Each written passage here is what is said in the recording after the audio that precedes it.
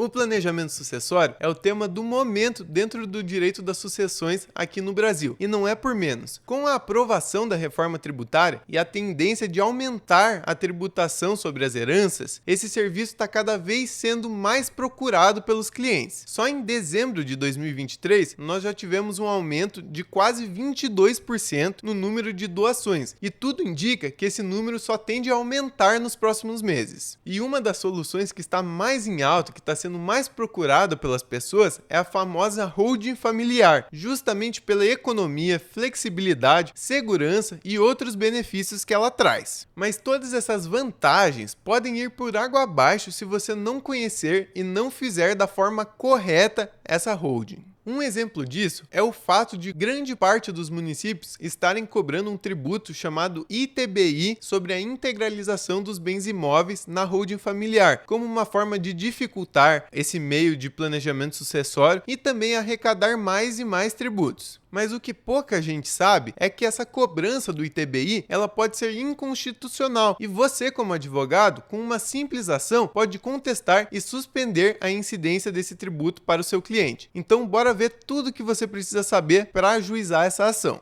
O primeiro passo é a gente entender do que se trata essa ação. Dando um panorama geral, ela é o meio judicial para reconhecer a imunidade tributária e evitar que seu cliente seja compelido a pagar o ITBI. E existem vários tipos de ações que podem ser utilizadas para garantir esse direito, mas temos 5 mais comuns. A primeira é o mandado de segurança preventivo, o mandado de segurança repressivo, a ação declaratória de inexistência de relação jurídico-tributária, a ação anulatória de débito fiscal e a ação de repetição de indébito. Então vamos entender quando que cada uma dessas é usada para você ver, no caso do seu cliente, qual a melhor opção para ele. O primeiro deles é o mandado de segurança preventivo. Como o nome já diz, ele busca prevenir a cobrança do ITBI. Então ele é ajuizado antes que seja feito o lançamento fiscal para reconhecer a imunidade e evitar que o município efetue o lançamento fiscal e cobre o ITBI do seu cliente. Ele tem a vantagem de não possuir o ônus de sucumbência, porém ele não admite a dilação probatória. E ele é bem pouco utilizado para esse caso do ITBI porque é mais comum esperarmos o município efetuar o lançamento para depois a gente contestar essa cobrança, porque não tem como a gente saber antes se o município vai ou não efetuar o lançamento do ITBI. A segunda ação que nós temos é a declaratória de inexistência de relação jurídico-tributária, e ela praticamente tem o mesmo cabimento que a gente viu no mandado de segurança preventivo. Então ela é ajuizada antes que seja efetuado o lançamento por parte do fisco. A diferença para o mandado de segurança preventivo é que ela admite a dilação probatória, porém ela possui o ônus de sucumbência. E ela também é pouco utilizada na prática pelo mesmo motivo do mandado de segurança preventivo. Agora vamos para o terceiro meio judicial, que é o mais comum de se utilizar nesses casos, que é o mandado de segurança repressivo. Ao contrário do preventivo, o mandado de segurança repressivo é impetrado depois que foi feito o lançamento do ITBI. Mas preste atenção, porque o mandado de segurança repressivo ele tem um prazo de 120 dias corridos contados a partir do conhecimento do lançamento tributário. Então, se seu cliente ele já tomou conhecimento do lançamento tributário do ITBI há mais de 120 dias, não temos mais o cabimento do mandado de segurança. Mas fica tranquilo que na sequência a gente já vai ver a ação que pode ser ajuizada para esses casos. E como eu já comentei, ele é o mecanismo mais utilizado, justamente por não ter ônus de sucumbência e por ser mais célere que as demais ações. Agora, a quarta opção que nós temos é a ação anulatória do débito fiscal, que tem um cabimento praticamente igual ao mandado de segurança repressivo. A diferença é que aqui a gente não tem o prazo de 120 dias. Então, ela é comum de usar quando já perdemos esse prazo. Nos outros casos, é mais interessante utilizar o mandado de segurança por não ter o ônus de sucumbência e ser mais célere que a ação pelo rito ordinário. E a quinta e última é a ação de repetição de indébito, que ela pode ser feita quando o seu cliente ele já pagou o ITBI nos últimos 5 anos. Então, como esse pagamento ele foi ilegal, esse tributo ele não poderia ser cobrado diante de uma imunidade tributária, você pode restituir o valor que foi pago desse tributo, desde que dentro do prazo decadencial de 5 anos. E essa ação, ela também é pouco utilizada porque geralmente as empresas não chegam a recolher o ITBI, elas já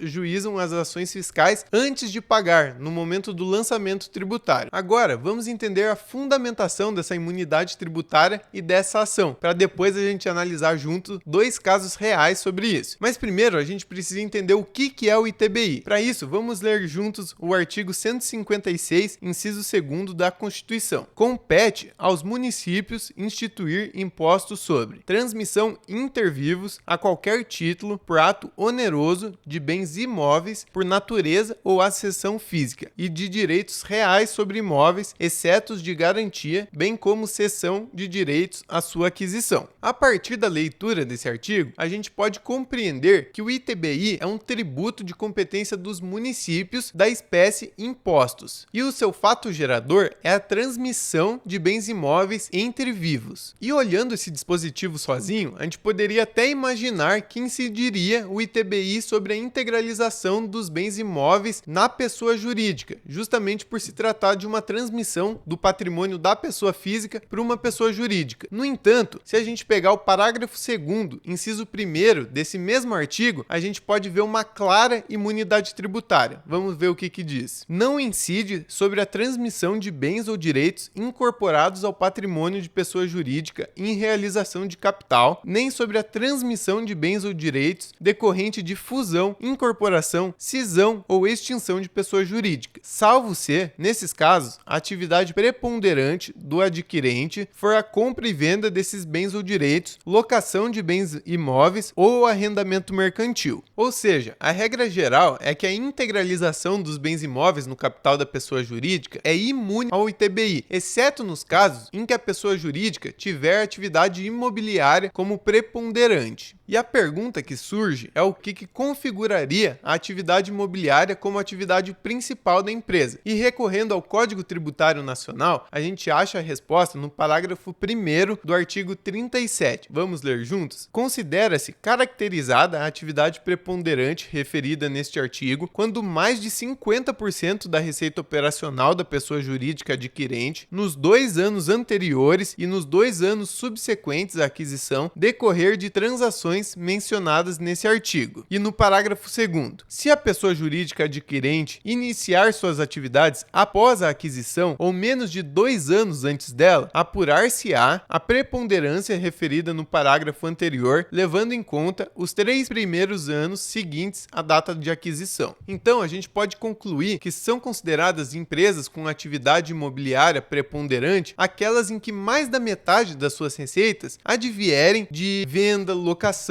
ou cessão de direitos de bens imóveis. Agora, no caso da holding familiar, em regra, ela não vai ter nenhuma movimentação financeira, ela não vai oferir receitas dentro dessa empresa. Por isso, a gente não pode dizer que ela tem atividade imobiliária preponderante e por isso, em regra, ela é imune ao ITBI. Então vamos para os 2 casos práticos. O primeiro deles, o genitor constituiu uma holding em Joinville, em Santa Catarina, que integralizou todos os seus bens particulares nessa empresa. Então ali a gente tinha imóveis, ações, aplicações financeiras e diversos outros bens. Ocorre que o município ele efetuou o lançamento de ofício do ITBI, entendendo que essa empresa não seria imune ao ITBI e deveria recolher esse imposto. Porém, a empresa ajuizou um mandado de segurança repressivo para afastar essa cobrança do município. Já na primeira instância, o juiz concedeu a ordem para o contribuinte, entendendo que ele seria sim imune. Porém, o município também recorreu dessa decisão por meio de apelação e o tribunal, no seu acórdão, manteve a decisão de primeira instância. Vamos ler juntos alguns trechos desse acórdão para a gente entender melhor. Locação e venda de imóveis que não correspondem a mais de 50% da receita operacional da pessoa jurídica, que é composta principalmente por rendimentos de aplicações e venda de ações. Regra imunizatória aplicável à autora. Anulação dos lançamentos tributários efetuados pelo município réu. Então, aqui a gente pode ver exatamente o que a gente falou anteriormente. Como essa empresa ela não tinha receitas imobiliárias, como vendas, locações de bens imóveis, ela não se enquadra na exceção da regra imunizatória do ITBI. Portanto, ela deve ser considerada imune ao ITBI e não pode efetuar